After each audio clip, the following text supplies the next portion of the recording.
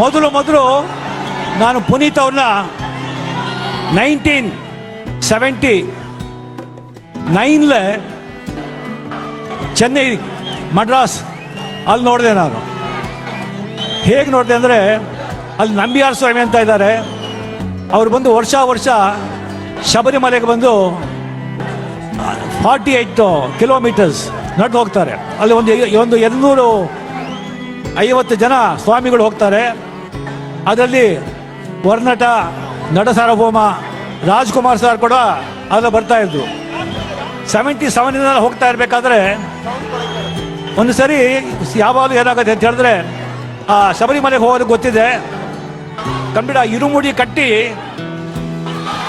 ಆ ತುಪ್ಪ ಹಾಕಿದಾಗ ಎಲ್ಲ ಮುಗಿದ ಮೇಲೆ ಸ್ವಾಮಿಯೇ ಅಂತಾರೆ, ಎಲ್ಲ ಶರಣಮಯ್ಯಪ್ಪ ಅನ್ಬೇಕು.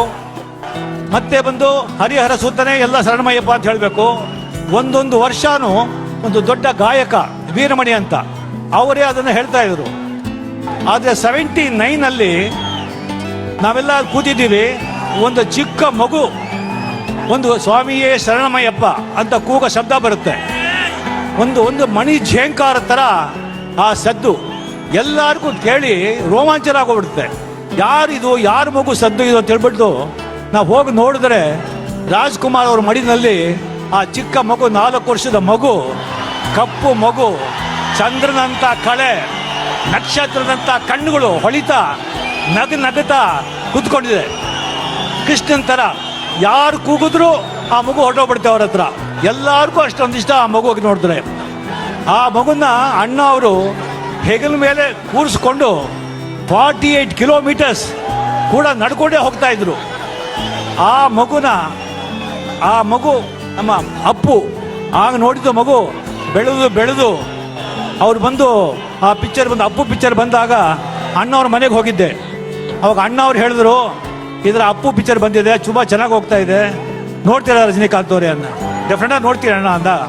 ಹೋಗ್ಬಿಟ್ಟು ನಾನು ಅಣ್ಣ ಅವರ ಪಿಕ್ಚರ್ ನೋಡ್ಬಿಟ್ಟು, ಅಫ್ಕೋರ್ಸ್ ಅಪ್ಪು ಅವ್ರಿಗೆ ಲಂಡನ್ನ ಬಗ್ಗೆ ಹೇಳಬೇಕಾಗಿಲ್ಲ, ಚಿಕ್ಕ ಹುಡುಗನಾಗಿದ್ದಾಗ. ಆಮೇಲೆ ಆ ಡ್ಯಾನ್ಸು, ಆ ಫೈಟು ಅದೆಲ್ಲ ನೋಡಿ ನಾನು ತುಂಬ ರೋಮಾಂಚನವಾಗಿ ಈ ಪಿಕ್ಚರ್ ಬಂದು 100 ಡೇಸ್ ಡೆಫಿನೆಟಾಗಿ ಹೋಗುತ್ತೆ ಅಣ್ಣ ಅವರೇ ಅಂದೆ. ಈ 100 ಡೇಸ್ ಆದರೆ ನೀವೇ ಬಂದು ನಿಮ್ಮ ಕೈಯಿಂದ ಅಪ್ಪುಗೆ ಶೀಲ್ಡ್ ಕೊಡಬೇಕು ಅಂತ ಅಣ್ಣ ಅವ್ರು ಹೇಳಿದ್ರು. ಅಣ್ಣ ಅವ್ರ ಮಾತಿಗೆ ಮರು ಮಾತೇ ಇಲ್ಲ. ಪಿಕ್ಚರ್ 100 ಡೇಸ್ ಆಯಿತು.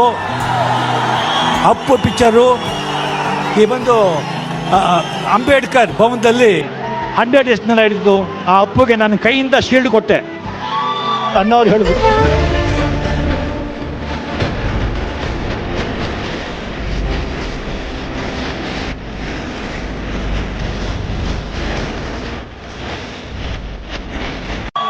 ಆ ಕಥಾನಾಯಕ ಅಪ್ಪು ಸಂಭ್ರಮ. ಈ ಸಮಾರಂಭ ಕೂಡ ಅಪ್ಪು ಸಮಾರಂಭ. ಈ ಅಪ್ಪು ಕಥಾನಾಯಕ. ಆದರೆ ಅಪ್ಪು ನಮ್ಮಲ್ಲಿ ಇಲ್ಲ. ಅದು ಹೇಗೆ ಎಷ್ಟು ನಿಲ್ಲಿಸ್ಕೊಂಡ್ರು ಕೂಡ ಅದು ನನ್ನಿಂದ ಜೀರ್ಣ ಮಾಡ್ಕೊಳ್ಳೋದಕ್ಕೆ ಸಾಧ್ಯ ಇಲ್ಲ. ಅಪ್ಪು ಮರಿಯಾದಾಗ ನನಗೆ ಒಂದು ದೊಡ್ಡ ಆಪರೇಷನ್ ಆಗಿ ನಾನು ಹಾಸ್ಪಿಟಲಿದ್ದೆ, ಇಂಟೆನ್ಸಿವ್ ಕೇರ್ನಲ್ಲಿದ್ದೆ. ನನಗೆ ಆ ವಿಷಯ ಹೇಳಬಾರ್ದು ಅಂತ ಯಾರು ಹೇಳಲಿಲ್ಲ.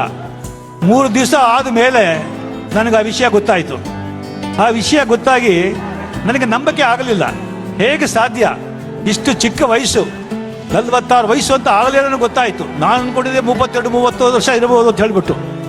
ನಾನು ಬಂದು ಹಾಗೆ ಬರೋಕ್ಕೂ ಆಗಲಿಲ್ಲ. ನಾನು ಆರೋಗ್ಯವಾಗಿ ಇದ್ದಿದ್ದರೆ ಕೂಡ ನಾನು ಬಂದು ಆ ಅಪ್ಪು ಹೆಣ ಮಗುನ ನೋಡೋಕ್ಕಾಗ್ತಾ ಇರಲಿಲ್ಲ. ಆ 4 ವರ್ಷದ ಆ ಮಗು ಅದೇ ನನ್ನ ಬ್ರೈನ್ನಲ್ಲಿದೆ. ಅದನ್ನು ಕಳ್ಕೊಳ್ಳೋಕೆ ನನಗಿಷ್ಟ ಇಲ್ಲ.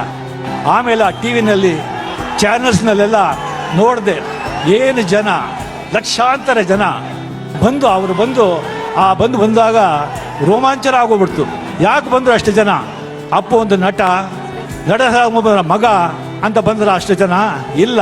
ಅವನ ಮನುಷ್ಯತ್ವಕ್ಕೆ, ಅವನ ಒಂದು ಸೃಜನವಾದ ಅವನ ಹೃದಯಕ್ಕೆ, ಅವನ ಧಾರಾಳ ದಾನ ಮಾಡುವ ಗುಣಕ್ಕೆ, ಕೋಟಿ ಹಣ ಈ ಕೈಗೆ ಗೊತ್ತಿಲ್ಲದೆ, ಈ 2 ಕೈಗೆ ಗೊತ್ತಿಲ್ಲದೆ, ಬಲ ಕೈಗೆ ಗೊತ್ತಿಲ್ಲದೆ ಅವ್ರು ದಾನ ಮಾಡಿದರೆ ಯಾರಿಗೂ ಗೊತ್ತೇ ಇಲ್ಲ.